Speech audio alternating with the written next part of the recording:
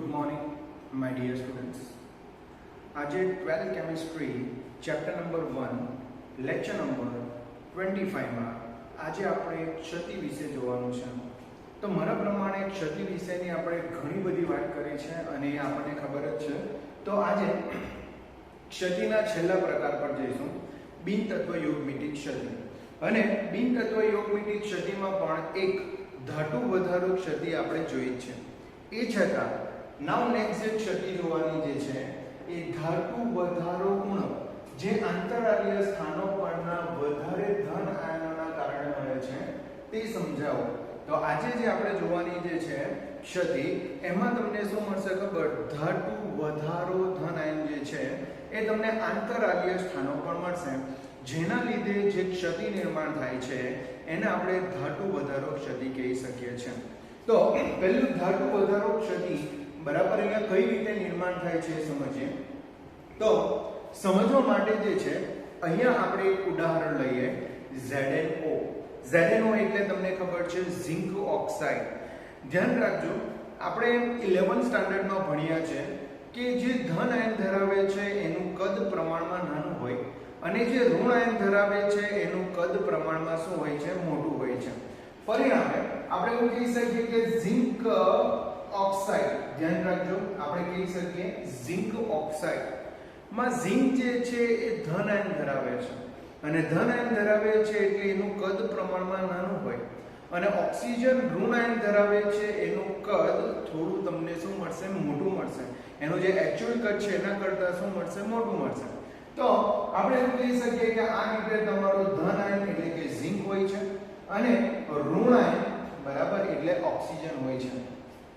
તો ધન આયન અને ઋણ આયન જે છે એની ગોઠવણી જે છે, રાઈટ, એની ગોઠવણી જે છે તમને આ રીતેની મળશે. તો તમે એવું કહી શકો કે ઝિંક ઓક્સાઇડ જે છે એ કંઈક આ રીતે ગોઠવાયેલો હોય છે. હવે જ્યારે ઝિંક ઓક્સાઇડને ગરમ કરવામાં આવે છે ત્યારે ગરમ કરતા જે તે ઘન પદાર્થ છે એ ઘન પદાર્થમાંથી ઓક્સિજન દૂર થાય છે. એટલે કે ઝિંક ઓક્સાઇડ છે તો ગરમ કરવામાં આવે તો એમાંથી શું થશે? ઓક્સિજન દૂર થશે. હવે સમજો, જો સપોઝ એમ સમજી લો કે ઓક્સિજન જો દૂર થાય, ઓક્સિજન જો દૂર થાય તો ઓક્સિજન જ્યારે દૂર થશે ત્યારે O2 માઈનસ હશે. તો O2 માઈનસ હશે તો એ ઓક્સિજન આવશે એટલે કે 1/2 O2 આવશે વત્તા એ બે ઇલેક્ટ્રોન શું કરશે? મુક્ત કરશે. તો એક ઓક્સિજન જ્યારે દૂર થશે ત્યારે બે ઇલેક્ટ્રોન પણ એની સાથે બરાબર ધાતુ સ્ફટિકમાં એડ થશે. તો O2 માઈનસ માંથી ઓક્સિજન બનશે ત્યારે બે ઇલેક્ટ્રોન દૂર થશે. હવે સમજો, જ્યારે આ રીતે થશે ત્યારે તમારો જે ધન આયન જે છે બરાબર, તમારો જે ધન આયન જે છે એ ધન આયન પણ શું થશે? તો ધન આયન પણ મુક્ત થશે. દાખલા તરીકે એમ સમજી લો કે અહીંયાથી O2 માઈનસ નીકળી ગયો બરાબર, તો અહીંયા Zn2 પ્લસ પણ રહી ગયો. હવે અહીંયાનો જે Zn2 પ્લસ આયન છે એ તમારા સ્ફટિકના આંતરાલીય સ્થાનમાં જશે. સમજો, તો અહીંયાનો જે ધન આયન જે છે એ સ્ફટિકના આંતરાલીય સ્થાનમાં જશે. આંતરાલીય સ્થાન એટલે શું? તો આંતરાલીય સ્થાન એટલે કે આપણે એવું કહી શકીએ કે સ્ફટિકમાં રહેલી ખાલી જગ્યા. જ્યારે સ્ફટિકો ગોઠવાયેલા હશે ત્યારે એમની વચ્ચે જે ખાલી જગ્યા છે એ તમારું આંતરાલીય સ્થાન છે. તો જ્યારે ZnO માંથી ઓક્સિજન દૂર થશે ત્યારે જે પેલો Zn જે છે એ આંતરાલીય સ્થાનમાં આવશે. તો અહીંયાથી ધન આયન એના આંતરાલીય સ્થાનમાં આવશે અને ઓક્સિજનને મુક્ત કરેલા બે ઇલેક્ટ્રોન એના પડોશીના આંતરાલીય સ્થાનમાં ગોઠવાશે. તો સમજો, ZnO માંથી જ્યારે ઓક્સિજન દૂર થશે ત્યારે બાકી રહેલો Zn બરાબર તમારા સ્ફટિકના આંતરાલીય સ્થાનમાં જશે અને એના પડોશીના આંતરાલીય સ્થાન પર બાકીના ઇલેક્ટ્રોન જશે અને એ રીતે તમારું જે સ્ફટિક છે એમાં ઓક્સિજન દૂર થાય એટલે કે ઋણ આયન દૂર થાય તો સ્ફટિકમાં ધન આયનનો ઓટોમેટિકલી શું થશે? વધારો થશે. તો આપણે એવું કહી શકીએ કે સ્ફટિકમાંથી ઋણ આયન દૂર થશે તો સ્ફટિકમાં ધન આયનોની સંખ્યા વધશે, જેને આપણે ધાતુ વધારો ક્ષતિ કહી શકીએ છીએ. તો મારા પ્રમાણે તમને આ આઈડિયા આવી જવી જોઈએ.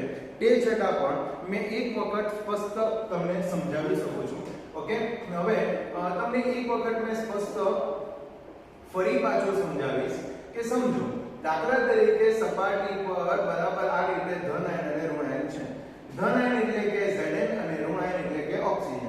હવે ગરમ કરીએ અને સપાટી પરથી આ ઓક્સિજન દૂર થાય તો ઓક્સિજન દૂર થતા 2 ઇલેક્ટ્રોન પણ સ્ફટિકને મળશે. તો ઓક્સિજન દૂર થતા 2 ઇલેક્ટ્રોન પણ મળશે. તો આપણા પાસે હવે સ્ફટિકમાં રે શું જશે? તો રે જશે Zn2+ અને 2 ઇલેક્ટ્રોન. હવે આ જે Zn જે છે એ તમારું જે આખું જે સ્ફટિક છે જેમાં ધન આયન ઋણ આયન ધન આયન ઋણ આયન ધન આયન રાઈટ આ રીતે જે ગોઠવાયેલા છે એમાં જે તમને આંતરાલીય સ્થાન મળે. આંતરાલીય સ્થાન એટલે કે ખાલી જગ્યા. એ ખાલી જગ્યા પર આ તમારો Zn ગોઠવાઈ જશે અને નજીકની જે ખાલી જગ્યા એટલે કે આંતરાલીય સ્થાન એના પર કોણ ગોઠવાઈ જશે? ઇલેક્ટ્રોન ગોઠવાઈ જશે. ઓકે, આ પ્રકારની રચનામાં આપણે કહી શકીએ કે સ્ફટિક ઓક્સિજન મુક્ત કરે છે એટલે કે ઓક્સિજન દૂર કરે છે. પરિણામે તમારો સ્ફટિક જે છે શું બનશે? ધન આયન બનશે. કેમ કે ઓક્સિજન મુક્ત થાય તો બરાબર સ્ફટિકમાં ધન આયન વધશે બરાબર અને વધશે એટલે આપણે એવું કહી શકીએ કે એક ક્ષતિને આપણે ધાતુ વધારો ક્ષતિ કહી શકીએ છીએ. તો મારા પ્રમાણે મેં જે તમને કીધું એ બોર્ડ પર મેં વાંચીને સ્પષ્ટ સમજાવી શકું છું. ઝિંક ઓક્સાઇડ ઓરડાના તાપમાને રંગે તમને સફેદ મળે છે. તો ઝિંક ઓક્સાઇડ જે છે એ રંગે તમને સફેદ મળે છે પણ એને જ્યારે ગરમ કરવામાં આવે ત્યારે તે ઓક્સિજન ગુમાવે છે. તો ઝિંક ઓક્સાઇડને જ્યારે આપણે ગરમ કરશું ને ત્યારે એ ઓક્સિજન શું કરશે? ગુમાવશે. અને ઓક્સિજન ગુમાવશે ત્યારે સફેદ રંગની જગ્યાએ ધ્યાન રાખજો પીળા રંગમાં ફેરવાય છે. સફેદ રંગની જગ્યાએ કયા રંગમાં ફેરવાય છે? પીળા રંગમાં. અને પીળા રંગમાં કેમ ફેરવાશે ખબર? જ્યારે એ ઓક્સિજન મુક્ત કરશે ત્યારે સાથે સાથે સ્ફટિકમાં 2 ઇલેક્ટ્રોન શું થશે? દાખલ થશે. હવે આ સ્ફટિકમાં રહેલા 2 ઇલેક્ટ્રોન જે છે એના લીધે એ મુક્ત ઇલેક્ટ્રોનના લીધે તમારો રંગ સફેદ પરથી કેવો થાય છે? પીળા રંગનો થાય છે. તો ધ્યાન રાખજો સ્ફટિકમાં મુક્ત ઇલેક્ટ્રોન પણ બરાબર સ્ફટિકનો રંગ બદલી શકે છે. તો સફેદ રંગની જગ્યાએ એ શું થશે? પીળા રંગનો થશે. ઓકે, સપોઝ આપણે સમીકરણ જોઈએ તો Zn ને ગરમ કરીએ તો Zn2+ + 1/2O2 પ્લસ શું આવશે? 2 ઇલેક્ટ્રોન આવશે. રાઈટ, આ 2 ઇલેક્ટ્રોન સ્ફટિકમાં રહેશે. ઓક્સિજન સ્ફટિકમાંથી દૂર થઈ જશે અને સ્ફટિકમાં એક Zn2+ નો ઉમેરો થશે. Zn જે છે એનો શું થશે? ઉમેરો થશે. એટલે સ્ફટિકમાં જો ઝિંકનો વધારો થાય તો ઝિંક ઓક્સાઇડ જો એક ઓક્સિજન દૂર કરે તો તેનું અણુસૂત્ર ધ્યાન રાખજો Zn માં એક વધારો થશે એટલે Zn1+ x શું લખાશે? ઓક્સિજન. કેમ કે આ પ્રક્રિયામાં એક Zn2+ મળે છે એટલે આપણે એવું કહી શકીએ કે Zn1+ x ઓક્સિજન બનશે. વધારાના Zn2+ આયન ક્યાં ગોઠવાશે? તો એ મેં તમને કીધેલું છે કે આંતરાલીય સ્થાન પર ગોઠવાશે અને ઇલેક્ટ્રોન તેના પડોશીના આંતરાલીય સ્થાન પર ગોઠવાશે. તો ધ્યાન રાખજો Zn2+ એમ સમજી લો કે આ આંતરાલીય સ્થાન પર ગોઠવાય તો એના પડોશીના જેટલા પણ આંતરાલીય સ્થાન હશે ત્યાં 2 ઇલેક્ટ્રોન ગોઠવવાની શક્યતા રહેશે. તો આ રીતે તમારું ધાતુ વધારો ક્ષતિ આપણે કહી શકીએ છીએ કે જેમાં ઋણ આયનોની ઉણપ થશે અને એના લીધે આ ક્ષતિ નિર્માણ થશે. જો એક્ઝામમાં પૂછાશે તો ધ્યાન રાખજો 2 માર્ક્સ માટે પૂછાશે અને એમાં આપણે આટલું લખવા પડશે કે ઝિંક ઓક્સાઇડ જે છે એ તમને સફેદ રંગનો મળે છે પણ જ્યારે એને ગરમ કરવામાં આવે છે ત્યારે એ ઓક્સિજન મુક્ત કરશે અને એનો રંગ પીળા રંગનો થાય છે. હવે પીળા રંગનો કેમ થાય? તો આપણે એવું કહી શકીએ કે ZnO gives શું છે? Zn2+ + 1/2O2 + 2 ઇલેક્ટ્રોન બરાબર. પરિણામે તમારા સ્ફટિકમાં 2 ઇલેક્ટ્રોન મુક્ત થશે અને સ્ફટિકમાં 2 ઇલેક્ટ્રોન રહેવાને લીધે એનો રંગ જે છે સફેદમાંથી કયા રંગનો થાય છે? પીળા રંગનો થાય છે. હવે આટલું તમને ખબર પડે તો નાવ નેક્સ્ટ આપણે એવું કહી શકીએ કે જ્યારે Zn ઓક્સાઇડમાંથી એક ઓક્સિજન દૂર થાય છે ત્યારે ઝિંકમાં વધારો થાય છે. ઝિંકમાં વધારો થાય છે પરિણામે એનું અણુસૂત્ર Zn1+xO થશે. Zn શું થશે? 1+xO થશે. અને બીજું આ જે Zn2+ જે છે એ આંતરાલીય સ્થાન પર ગોઠવાશે અને એના પડોશીના આંતરાલીય સ્થાન પર આ મુક્ત થયેલા 2 ઇલેક્ટ્રોન ગોઠવાશે. તો આટલું વસ્તુ તમારે 2 માર્ક્સમાં લખવાનું રહેશે, જે તમારું ધાતુ વધારો ઉણપ જે આંતરાલીય સ્થાન પર ગોઠવાશે એના લીધે ઉદ્ભવતી તમારી બિન તત્વ યોગમિતિક ક્ષતિ છે. હવે આટલું સમજ પડે તો આપણે નેક્સ્ટ છેલ્લી ઉણપ ઉપર જવાની છે અને એ જે ઉણપ જે છે એ ધાતુ ઉણપ ક્ષતિ છે. શું છે? ધાતુ ઉણપ ક્ષતિ. હવે ધાતુ ઉણપ ક્ષતિની આપણે વાત કરીએ તો આપણને એવા પણ ઘન પદાર્થો જોવા મળશે કે જેમાં પહેલેથી જ તમને ધન આયનોની સંખ્યા ઓછી મળશે અને એવા બિન તત્વ યોગમિતિક ઘન પદાર્થો ઘણા બધા છે. દાખલા તરીકે આપણે વાત કરીએ તો Fe 0.95 શું છે? O છે. Fe શું છે? 0.95 O છે. હવે તમે જોઈ શકો કે એક ઓક્સિજન માટે એક ઓક્સિજન છે ત્યારે Fe નું પ્રમાણ કેટલું છે? 0.95. તો એવું શક્ય કેવી રીતના બને? એક ઓક્સિજન સામે 0.95 કેવી રીતના? તો સમજાવો. દાખલા તરીકે આ સમીકરણને મેં 100 વડે ગુણું. કેટલા વડે ગુણું? 100 વડે ગુણું. તો 0.95 ને 100 વડે ગુણીશ તો બરાબર 95 થશે અને ઓક્સિજન એક છે જેને 100 વડે ગુણીશ તો ઓક્સિજન બી કેટલા થઈ જશે? 100 થઈ જશે. તો Fe તમારો 95 અને ઓક્સિજન તમારા કેટલા થશે? 100 થશે. તો આપણે એવું કહી શકીએ કે 100 ઓક્સિજન સાથે Fe નું પ્રમાણ તમને કેટલું મળે છે? 95 મળે છે. 100 ઓક્સિજન સામે તમને 95 Fe મળે છે. પરિણામે એનું પ્રમાણ સરખું નથી. એકચ્યુઅલમાં તમે જો વધારે સ્ટડી કરશો તો તમને ખબર પડશે કે આ જે Fe 0.95 O જે છે એ તમને Fe 0.93 O અને Fe 0.96 O નું સરેરાશ છે. કેમ કે તમે કુદરતમાં જ્યારે Fe ઓક્સાઇડ એટલે કે ફેરિક ઓક્સાઇડ તમે લેશો તો એ સમયે તમને Fe 0.93 O મળશે અને Fe 0.96 O મળશે, જેનું આપણે સરેરાશ કરીએ તો આપણને Fe 0.95 O મળે છે. હવે આપણે તો એવું કહી શકીએ કે સપોઝ તમારું જે સ્ફટિક છે એ સ્ફટિકમાં Fe નું પ્રમાણ ઘટી ગયું એટલે આપણે એમ કહીએ કે ભાઈ Fe 0.95 O છે, બરાબર. તો 95 O સામે 100 ઓક્સિજન છે. તમને ખબર છે કે Fe2+ છે અને ઓક્સિજન કેટલો છે? 2- છે. તો પરિણામે વીજભાર અહીંયા બેલેન્સ હશે? તો આપણે કહી શકીએ ના, કેમ કે 2+ જેટલા હશે એટલા જ તમારા ઓક્સિજનના 2- હોવા જોઈએ. અહીંયા ઓક્સિજનના 2- વધારે છે જ્યારે Fe ના 2+ ઓછા છે. તમારા પાસે 95 Fe છે જ્યારે ઓક્સિજન કેટલા છે? 100 છે. તો એનો મતલબ એ થયો કે આપણા પાસે 10 ધન વીજભાર ઓછો છે.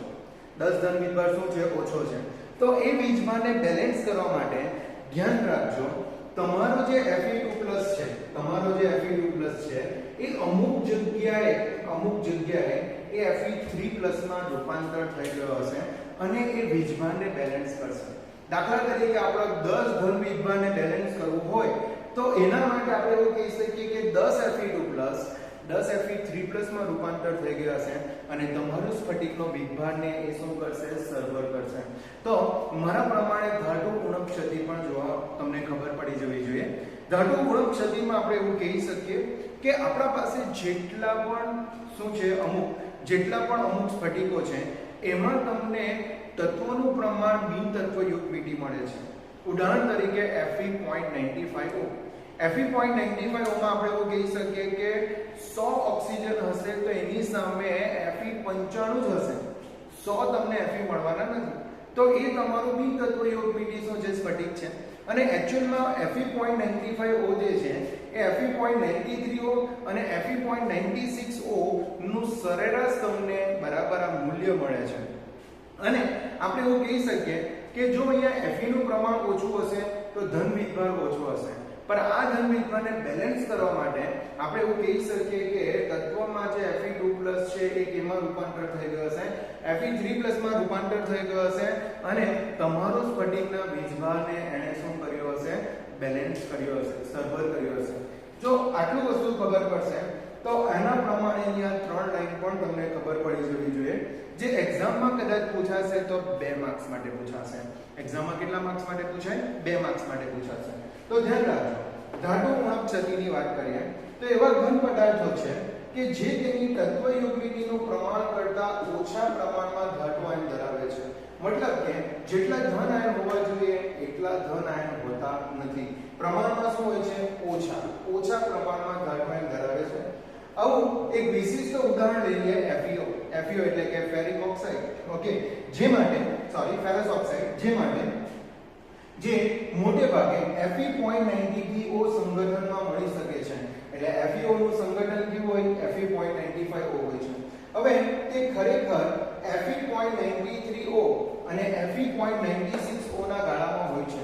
એટલે Fe.95 O જે છે એ એક્ચ્યુઅલી કોના ગાળામાં મળે છે? Fe.93 O અને Fe.96 O ના ગાળામાં હોય છે. અને FeO ના સ્ફટિકમાં કેટલાક Fe2+ આયન ગુમ થયેલા હોય છે અને આ ધન વીજભાગનો જરૂરી ઘટાડો જરૂરી સંખ્યામાં Fe3+ વડે શું થાય છે? સરભર થાય છે. આપણે એવું કહી શકીએ કે સ્ફટિકમાં જરૂરી પ્રમાણમાં Fe2+ આયન શું થયેલા છે? ગુમ થયેલા છે. એટલે Fe2+ ઓછા છે. તો એ સમયે એને વીજભારને બેલેન્સ કરવા માટે આપણે એવું કહી શકીએ કે Fe2+ કોના વડે સરભર થયેલા છે? Fe3+ વડે શું થયેલા છે? સરભર થયેલા છે. એવું આપણે કહી શકીએ છીએ. તો મારા પ્રમાણે તમને ધાતુ ગુણક અને ધાતુ વધારો ગુણક ખબર પડી જવી જોઈએ. એ છતાં પણ જો તમને ન ખબર પડે તો તમે ફોન કરીને મને પૂછી શકો છો. I will try to explain you best. Thank you very much. Bye.